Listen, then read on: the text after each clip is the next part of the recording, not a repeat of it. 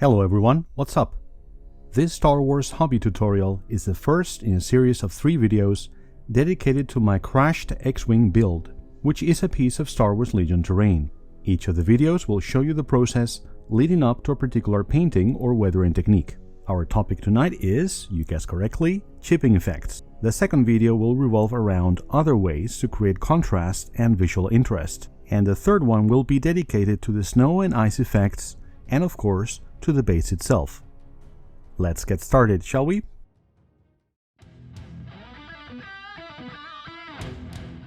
Here you have the main part of this crashed X-Wing terrain piece after priming. As you can see, this is a hard plastic kit, not a resin one. I built it together with my son, off camera, which took us about 2 hours together. The set consists of 4 pieces and is very highly detailed. I can tell you that the main fuselage was a bit tricky to build in terms of gaps and fit, but with some clamps and some sanding, we got there in the end. In any case, I would highly recommend this kit to any Star Wars fan, whether or not you play Star Wars Legion as such. Before I forget, let me tell you that the primer I used was a.k.a. black primer with microfiller, and that I let it dry for 24 hours before the next step.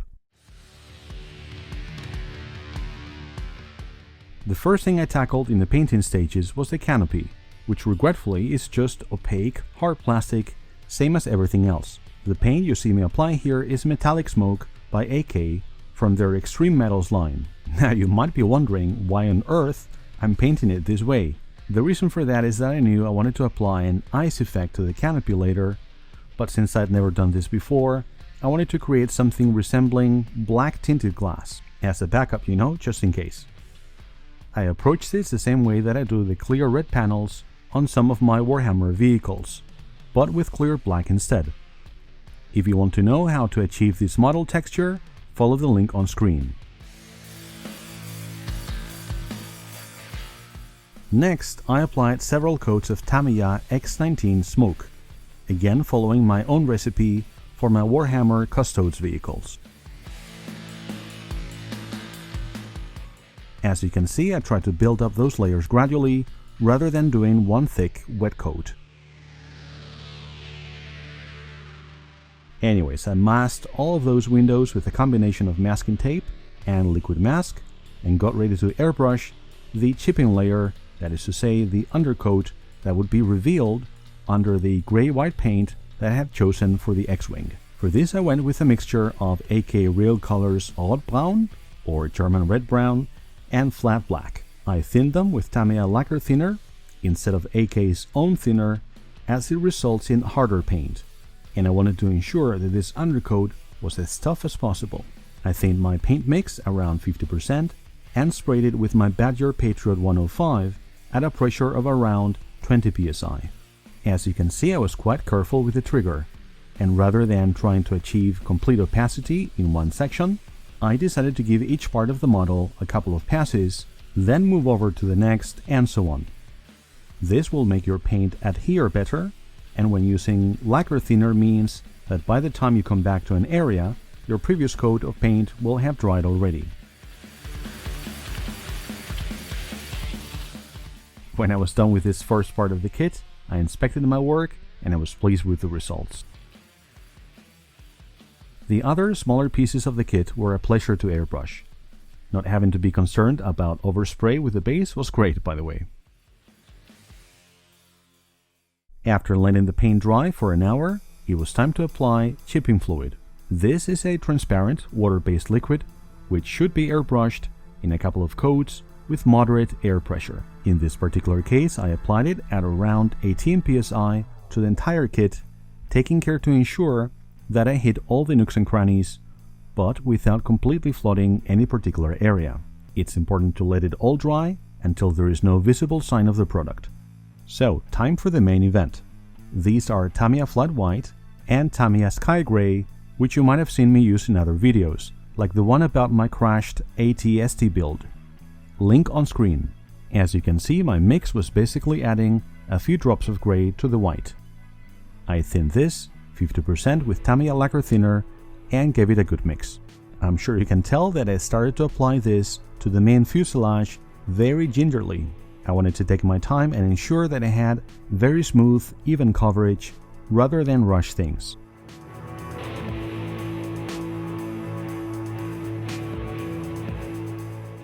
Since Tamiya XF paints are solvent-based acrylics, rather than lacquers, I knew that I could take my time with this and still get good chipping results. What I mean by that is that had I opted for a true lacquer paint, which I do quite often, this approach might have been problematic.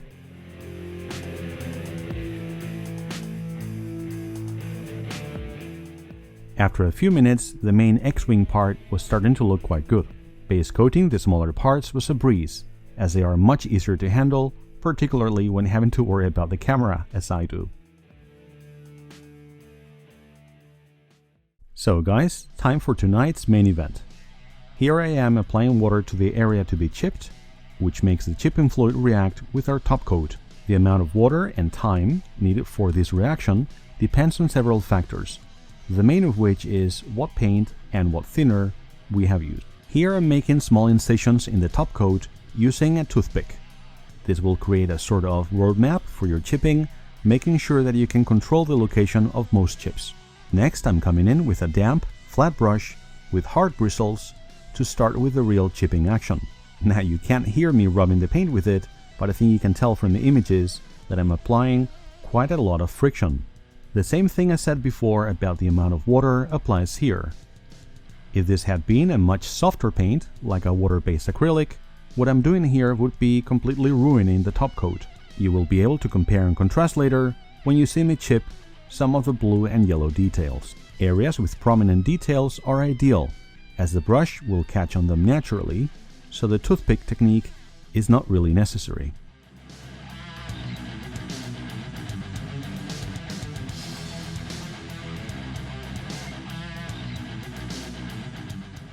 For some areas, I switched to a much larger old brush with super hard bristles. As you can see, this can also allow for very realistic, convincing results.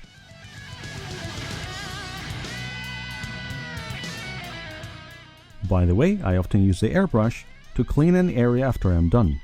Just air, of course. You should also have some paper towels ready.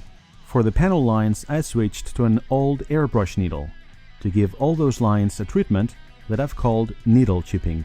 Not only is this super satisfying to do, but it will complement your panel washes nicely and make those enamels or oils flow even better, as you're kind of scribing the lines, like Gundam modelers do. And if you make a mistake, like I did here, you can always consider that a happy accident.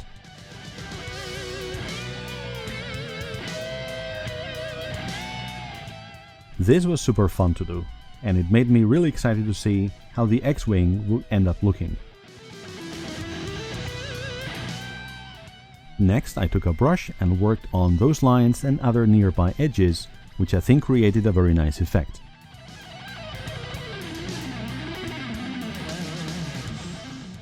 Last but not least, I applied a nice coat of Tamiya XF 86 Flat Clear, thinned about 50% with Tamiya lacquer thinner. Now this step is really important, as it will prevent further reactions with the chipping fluid and also serve to unify all the colors. If you don't have access to this particular product, a normal matte varnish should do the trick. Either way, allow it to dry for at least a couple of hours. With my game saved, to use a gaming analogy, I applied some masking off camera and got ready for, you guessed it, some more chipping fluid. In this particular case, there is no need to be apprehensive about your masking. Any fluid that gets on your masking tape will actually help eliminate any possible overspray in the next step. For the red stripes, I went with a mix of Tamiya flat red and flat yellow. Same ratios as before, with the pressure slightly dialed down. The reason I went with Tamiya paints again was that I wanted to make sure that the chipping would be easily controllable. Water-based paints are very fragile, while lacquers are sometimes so tough that you may as well use wet sanding instead to get your chipping, I mean.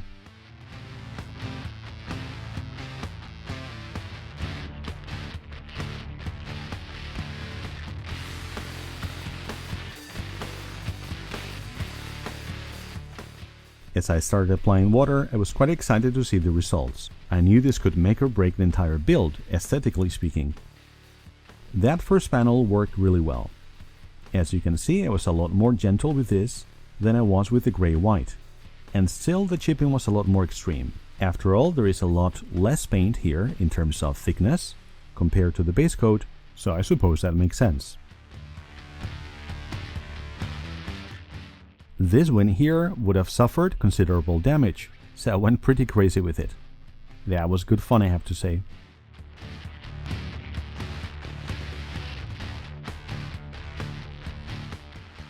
After it was all done and dry, I changed my mind and decided to include two more colors that I hadn't originally planned. Blue and yellow. That meant more masking and yes, more chipping fluid yet.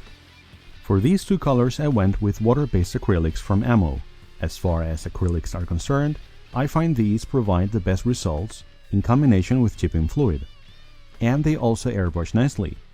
For acrylics, that is. Now I just wanted smooth, solid color coverage, so I applied the paint in successive light layers, and I should mention that I use the paint with a few drops of a.k.a.'s own acrylic thinner, which I find works quite well. The thing is, these little blue panels I knew needed a different approach, as I didn't want them very damaged. Therefore I applied water sparingly, and then I went directly for the toothbrush. Notice how I used a much softer brush this time, and how gently, by comparison at least, I worked on the paint.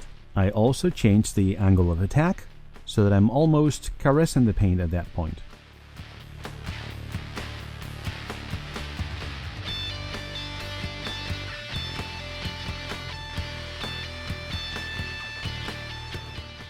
This was really good fun, and I quite liked the look that I was getting.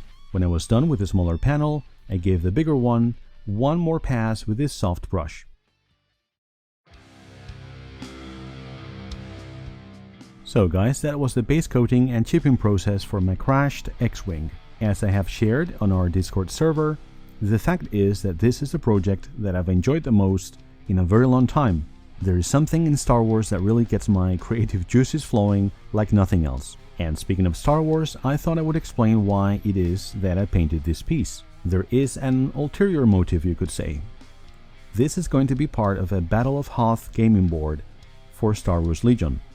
Kind of like a huge diorama, if you're not familiar with the wargame. This crashed AT-ST I painted last year will also be part of it. I'm quite proud of the rust effects I achieved there, I have to say, and I'm looking forward to seeing it become part of our large diorama, where it will be side by side with the X-Wing, pretty much. Oh, and this little guy will also feature on the game board, mostly as decoration. In our next crashed X-Wing video, I will show you a few techniques related to contrast or visual interest, like a panel wash, post-shading, or some other effects. Anyways, I hope that you've all enjoyed this video. Before I let you go, I would like to thank all of my YouTube members. Your moral support and your engagement in our Discord community means a lot to me, and your generosity helps me keep the lights on.